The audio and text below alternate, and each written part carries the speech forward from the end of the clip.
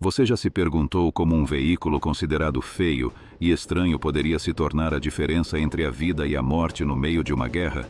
Em meio à guerra de fronteira sul-africana, surgiu um blindado que, apesar de sua aparência desajeitada, provou ser um verdadeiro salva-vidas para os soldados. Esta é a história do Buffel, um gigante de aço cuja missão principal não era impressionar, mas proteger. O nascimento de um blindado singular. Em pleno contexto da Guerra de Fronteira Sul-Africana, o exército precisava com urgência de um transporte blindado que fosse simples, confiável e capaz de resistir às temidas minas terrestres. Naquela época, as explosões provocadas por artefatos improvisados, e em particular pelas minas antitanque TM-57, haviam se tornado uma dor de cabeça constante para as tropas.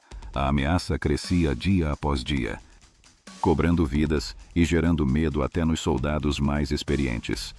Foi assim que surgiu o projeto que daria origem ao Buffel, um veículo blindado de aspecto estranho e considerado por muitos como feio, mas que ganhou um imenso respeito ao demonstrar no campo de batalha sua verdadeira força: salvar vidas.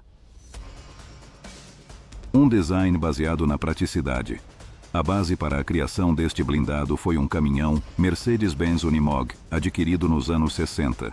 De seu predecessor, o Saracen, havia-se aprendido que a proteção era insuficiente e que o design não oferecia garantias contra armas leves nem contra explosivos. Por isso, os engenheiros puseram as mãos na massa para melhorar cada detalhe.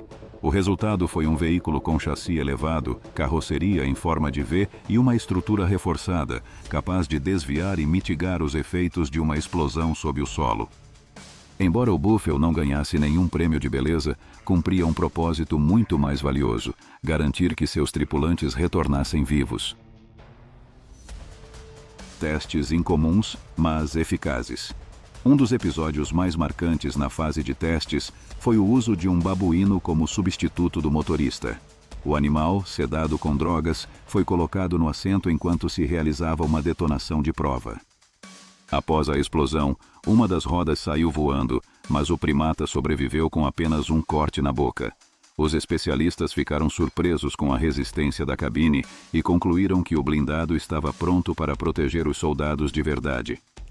Aquela história, embora polêmica, ilustrava a determinação em garantir a eficácia do design. Produção e implantação em massa. No final do ano 1978, os primeiros Buffel começaram a chegar às unidades do exército sul-africano. Durante 17 anos foram fabricados cerca de 2.985 exemplares. Cada um deles representava a esperança de voltar com vida após atravessar estradas e caminhos repletos de minas. Os soldados aprenderam a confiar em sua carruagem feia, que, embora desconfortável e com aspecto pouco agradável, lhes dava segurança em uma guerra marcada pela ameaça invisível sob a terra. Um veículo com fama de instável. No entanto, nem tudo era perfeito. Devido à sua grande altura e ao reduzido chassi, o Buffel podia capotar com facilidade se fosse conduzido de maneira imprudente, especialmente em alta velocidade ou em caminhos escorregadios. Os passageiros também sofriam de tonturas e desconforto, porque o interior do veículo balançava como uma barca em alto mar. Por essa razão, os soldados o batizaram com um apelido pouco elegante: a carroça vomitiva. Apesar desses desconfortos, ninguém duvidava de que, em termos de sobrevivência, o Buffel era insubstituível. Manutenção simples e peças acessíveis. Uma das grandes vantagens do Buffel era sua simplicidade. Após um ataque ou um acidente, a maioria das peças podia ser substituída facilmente. Muitas delas, inclusive, estavam disponíveis no mercado civil, o que facilitava o reparo sem a necessidade de esperar suprimentos militares. O motor se encontrava na parte dianteira e a transmissão estava localizada entre o motor e a cabine blindada, o que tornava mais fácil substituí-los se ficassem danificados. Sua velocidade máxima em estrada rondava os 96 km por hora, enquanto em terrenos irregulares alcançava cerca de 30. Tinha, além disso, uma autonomia de 1.000 km, o que o convertia em um veículo ideal para longas patrulhas. A cabine do motorista.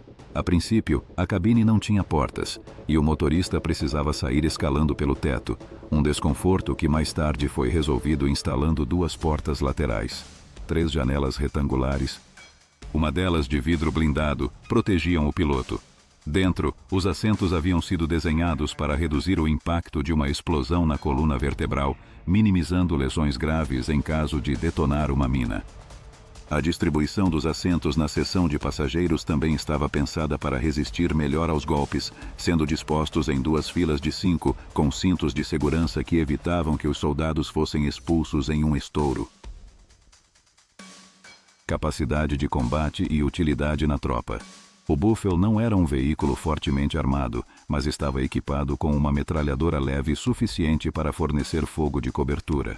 As bordas internas contavam com espaços especiais que permitiam apoiar armas individuais e disparar de dentro. Além disso, a cabine de passageiros tinha barras, degraus e suportes que facilitavam subir e descer rapidamente, algo vital em um combate. Na parte traseira havia um baú amplo para transportar equipamento, munições ou pertences dos soldados. Um blindado de respeito. A verdadeira essência do Buffalo era que resistia a explosões de minas TM-57 e protegia contra balas e estilhaços. Seu design prático o fazia um salva-vidas no meio da guerra. De fato, os testemunhos de soldados confirmavam sua eficácia. Em uma ocasião, um Buffalo à frente de uma coluna pisou em um explosivo. O estouro foi brutal, levantando o veículo vários metros no ar. O pneu dianteiro foi lançado a mais de 40 metros. Mas o blindado caiu sobre as 3 rodas restantes e os ocupantes sobreviveram com ferimentos menores.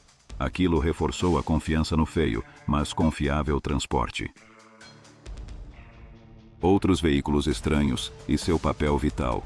O Buffalo não foi o único blindado com um design peculiar.